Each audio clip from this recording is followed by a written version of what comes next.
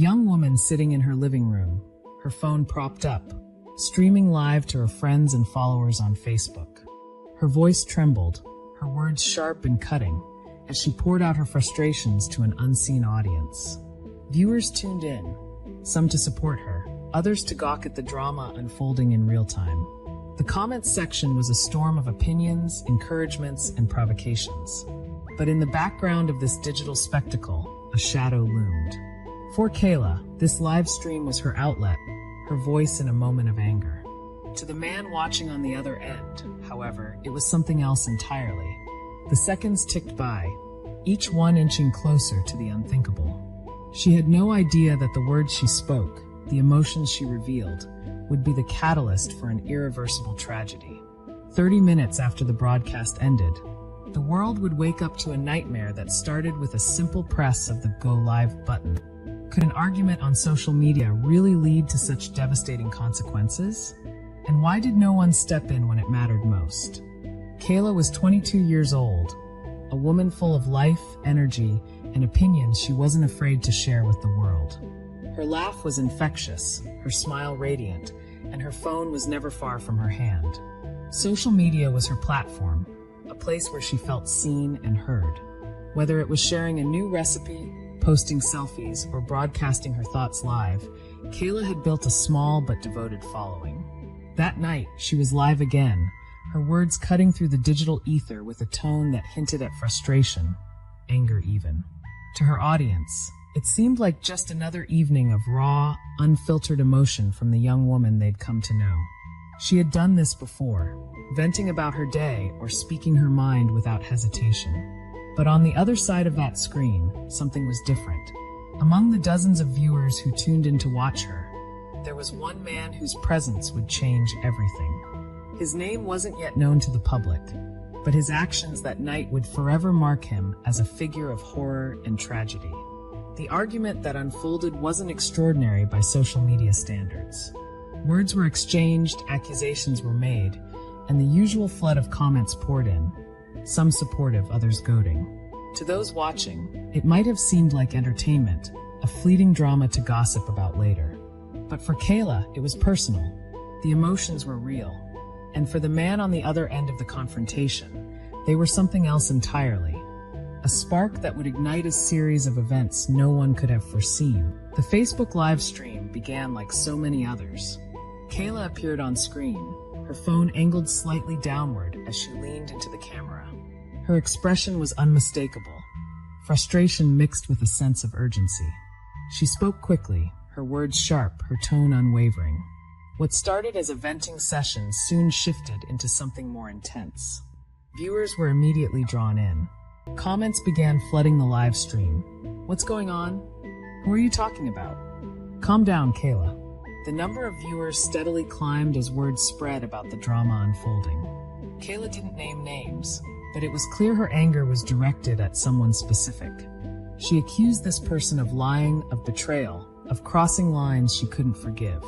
Her words were cutting, her gestures animated, her emotions raw. Among the sea of comments, one stood out. You need to stop. He's watching. It scrolled past quickly, but for those who caught it, the warning was chilling.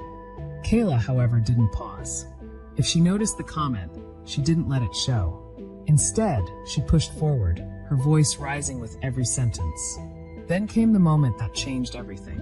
A new user joined the stream, their username unfamiliar to most but instantly recognizable to Kayla. Her demeanor shifted. She leaned closer to the screen, her eyes narrowing, her tone becoming sharper, more deliberate. You think you can intimidate me? She said. Do it. I'm not scared of you. The tension was palpable to everyone watching. Some viewers urged her to stop, typing comments like, Kayla, don't make it worse, and just log off. But others, feeding into the drama, egged her on. What's he gonna do? One wrote, let him say something if he's so tough. The stream ended abruptly. No goodbyes, no explanation. Just a sudden cut to black, leaving hundreds of viewers staring at their screens in confusion. Some assumed she'd lost her connection. Others thought she'd finally had enough and shut it down. But what happened next was beyond anything they could have imagined. 30 minutes later, a 911 call came in. A passerby had spotted a car parked on the side of a desolate road. The engine was still running, the headlights cutting through the darkness. Inside the vehicle was Kayla. She was slumped over in the driver's seat, unresponsive. Police arrived on the scene moments later, their flashlights slicing through the quiet night. What they found was both heartbreaking and deeply unsettling. Kayla's phone was still in her lap, the screen cracked but faintly glowing. Nearby, a single set of tire tracks led away from the scene, disappearing into the distance. What had happened in those crucial 30 minutes after the stream ended? How had the heated argument spiraled into this tragedy? And most haunting of all, was the man on the other end of her fury the one responsible, or was there someone else lurking in the shadows? The call came through just after midnight. A passerby had noticed a car on a lonely stretch of road, its engine still running, headlights piercing the darkness. Officers arrived within minutes, their vehicles lighting up the quiet street with a rhythm of red and blue. What they encountered that night was the beginning of a mystery that would grip the entire nation. The scene itself was haunting. Kayla sat motionless in the driver's seat, her phone resting on her lap, the screen dim but faintly glowing with the remnants of a conversation. The car's interior was eerily silent, save for the soft hum of the engine. Outside, a single set of tire tracks led away from the vehicle, fading into the distance. Investigators immediately cordoned off the area, meticulously collecting evidence. As the first officers on the scene began their work, detectives were already being briefed on what little was known. They learned about the Facebook Live session, an explosive argument broadcast to an audience of hundreds. The live stream, which ended abruptly, had become the focal point of their investigation. Every second of that video would need to be scrutinized. Detectives began with the comments. Thousands of viewers had been watching live, and their real-time reactions held potential clues. Comments ranged from supportive messages to warnings. One in particular stood out. "You need to stop. He's watching." It was cryptic but significant, pointing to a potential suspect lurking behind the screen. The next step was tracing Kayla's final movements. Surveillance footage from nearby traffic cameras showed her car leaving her neighborhood shortly after the live stream ended. But where she was headed and why remained a mystery. Investigators noted that the route she took led away from her usual haunts, into an area she rarely visited. At the same time, digital forensic experts began combing through her phone. Text messages, call logs, social media activity. Every piece of data was a potential lead. And then they found it.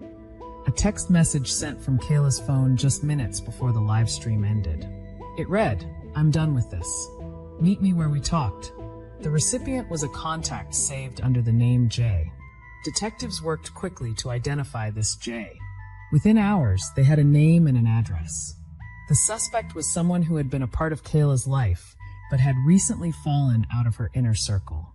He was known to friends and family, but no one could have predicted the role he would play in the tragedy. When authorities questioned him, his demeanor was calm, almost rehearsed. He admitted to watching the live stream, but denied any involvement in her death. He claimed he hadn't spoken to Kayla in weeks, let alone met her that night. But the evidence told a different story. A deeper dive into Kayla's social media revealed interactions that painted a picture of tension and hostility. Subtle exchanges, public arguments, and private messages that hinted at unresolved conflict.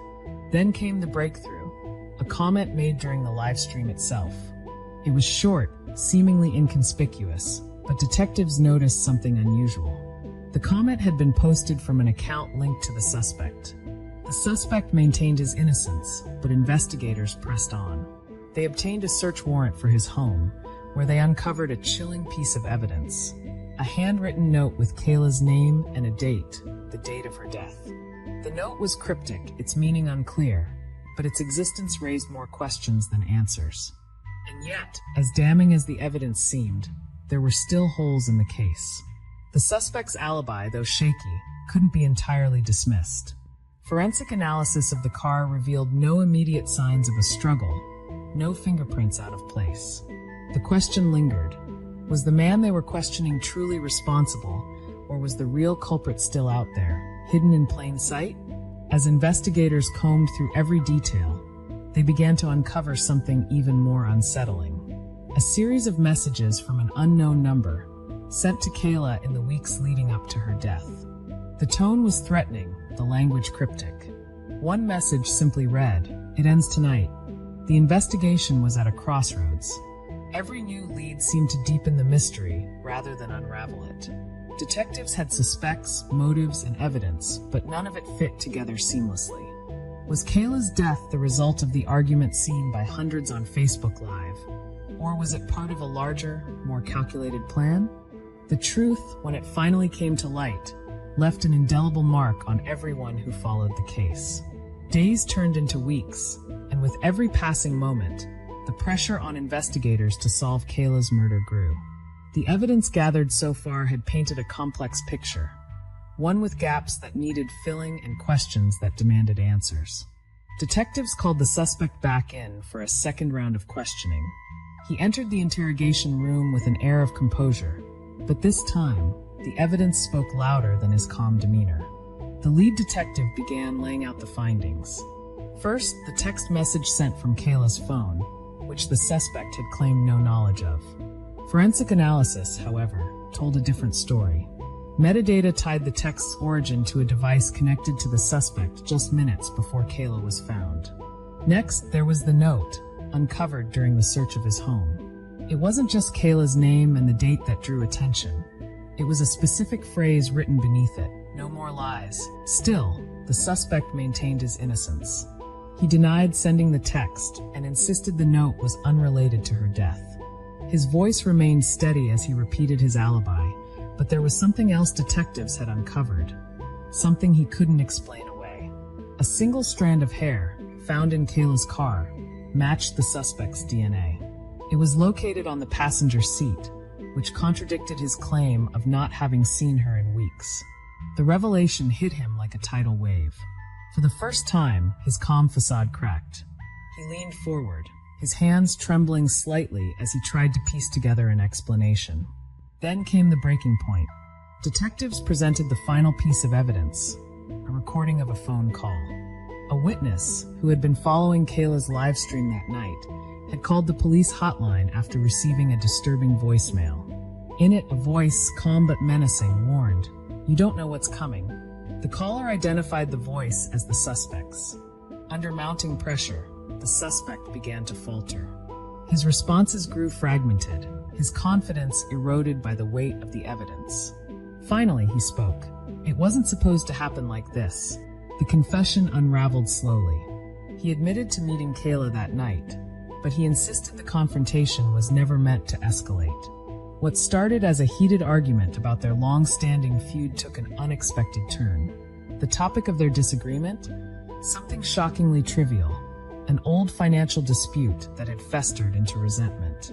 In his words, Kayla wouldn't let it go. He claimed she became agitated during their conversation, and he lost control. The argument, he said, spiraled into violence. But investigators knew better.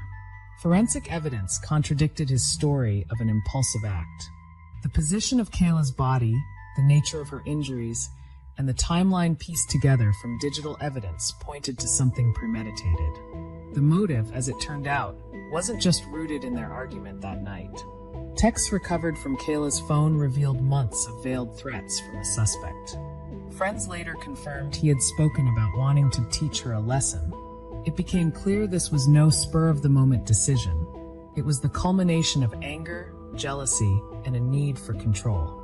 As the case reached its resolution, the courtroom became the setting for the final chapter. The prosecution presented its case with precision, laying out every detail for the jury. The Facebook Live session, the text messages, the forensic evidence, all of it formed a narrative too compelling to ignore. When the verdict was delivered, the weight of justice seemed to echo through the room.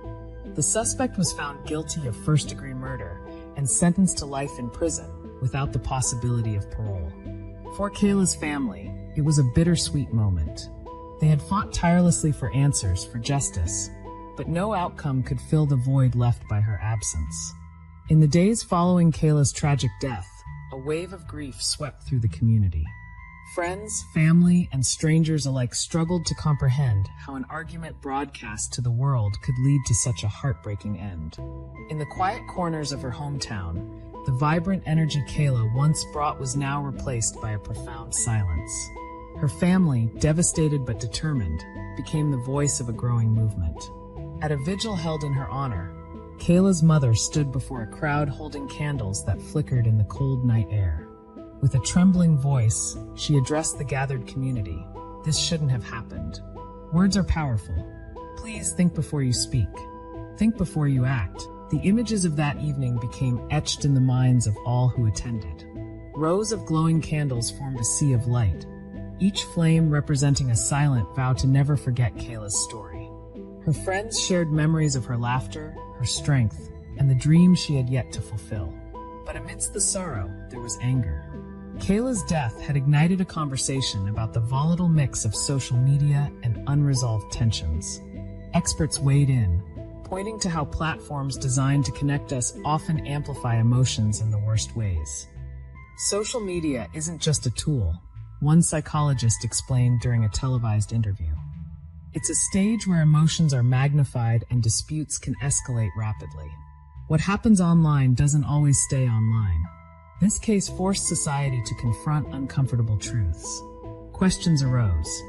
How many arguments play out online every day, with no thought given to their potential consequences? How often do viewers, mere bystanders, encourage behavior that crosses the line? Kayla's Facebook Live broadcast, once a digital snapshot of raw emotion, became a haunting reminder of what can unfold when anger and pride overshadow reason. Comments from that night were replayed on news programs, messages that urged her to keep going, to stand her ground. Some commenters laughed, others mocked, but a handful begged her to stop. One read, "Please just walk away. It's not worth it." For Kayla's family, those words were both a source of pain and a painful what if. What if someone had reached her in time? What if those pleas had been enough to change the course of events? In the weeks following the trial, advocacy groups took up her cause. Schools and community centers began hosting workshops on conflict resolution and online safety. Social media platforms issued statements condemning the events and promising to review their policies, though critics questioned whether enough would actually change. As the world tried to make sense of Kayla's death, the question lingered. Could this have been prevented? Could the tension that built over those 30 minutes of live-streamed anger have been diffused in a way that stopped the tragedy from unfolding? What steps should we take to ensure that arguments, fueled by the anonymity of screens and the heat of social media, never spill over into real-life violence? Should we be more vigilant, more compassionate in our online interactions? Or is it simply too easy to say something you might regret, something that could cost a life? Kayla's story is a stark reminder that words, no matter how quickly we hit send, leave a trail. Those words can lead to irreversible consequences, yet it is in our hands to decide how far they go. Can we change the way we engage with each other in this digital age? We want to hear from you. Do you think Kayla's death could have been prevented? What steps do you think society should take to stop the escalation of online arguments? Leave your thoughts in the comments below. Let's keep this conversation going. But the chilling truth is that this isn't an isolated case. In our next story, we'll uncover yet another case where social media was wielded as a weapon, leading to a devastating outcome. What seemed like an ordinary interaction between strangers quickly turned into something unthinkable. Don't miss it.